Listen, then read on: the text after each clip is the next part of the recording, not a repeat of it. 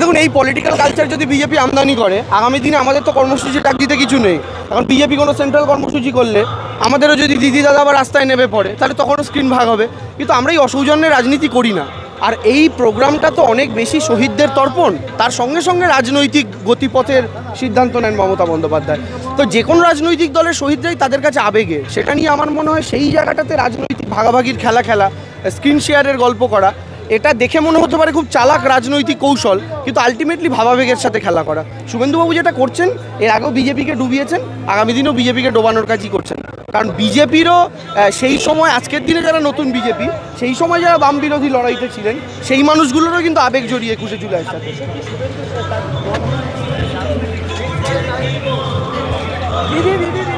একটু বলুন না, আসুন না please please please please please দিদি, সাদা ফিরে আসছে, আসুন না বিমর্ষ পরে প্লিজ।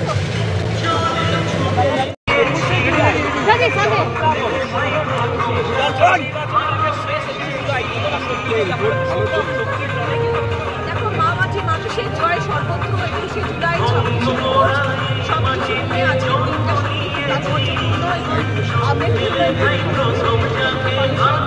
ভালোবাসার একটা দিন। সারা রাজ্য আজকে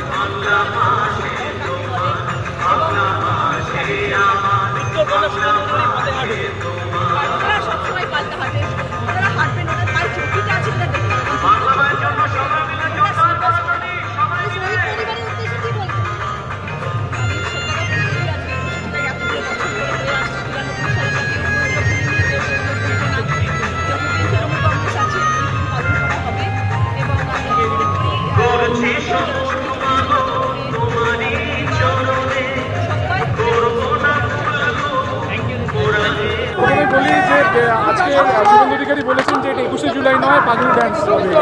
দেখুন, শুভেন্দু অধিকারী তো ওদিকেই ছিলেন, আজ উনি খুব ভালো করেই জানেন। শুভেন্দু অধিকারী তো ওদিকেই ছিলেন, এদিকেই ছিলেন, কাজে উনি খুব ভালো করেই জানেন 21শে জুলাই তাৎপর্য কী। আর আমার বিজেপির প্রতি একটা ব্যক্তিগত রাগ আছে।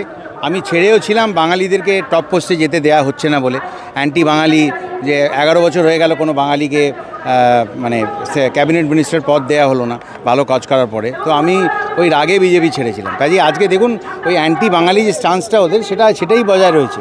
এবং সেই জন্য বিভিন্ন প্রদেশে আপনারা দেখছেন বাঙালি শ্রমিকদের চেয়ে গ্রেপ্তার করা হচ্ছে। এটা বকলমে এনআরসিকে চালু করার একটা চক্রান্ত। তো শুভেন্দু অধিকারী কী বলছেন সেটা ইমেটেরিয়াল, কারণ আমি তো আবার বলছি, উনি এক্স্যাক্টলি জানেন এই সম্মেলনে উনিও এসছেন। আমার কাছে প্রত্যেকটা 21শে জুলাই একটা লার্নিং এক্সপিরিয়েন্স। আমি চুপচাপ বসে আমি দেখি পুরো ব্যাপারটা, দিদি কী বলছেন, অভিষেক কী বলছেন, বাকিরা কী বলছেন।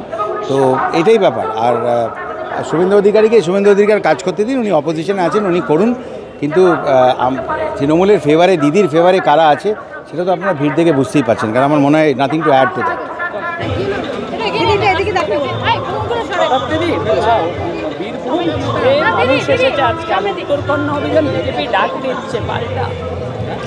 দেখো, পাল্টা ডাক তো মানুষও বোঝে। এটা এত বছর ধরে 21শে জুলাই তৃণমূলের সঙ্গে আবেগ জড়িয়ে আছে, সেখানে পাল্টা ডাক দিয়ে ডিস্টার্ব করার জন্যে তাতে তো কোনো সফলতা আসে না, কিছু মানুষ ডিস্টার্ব ফিল করে।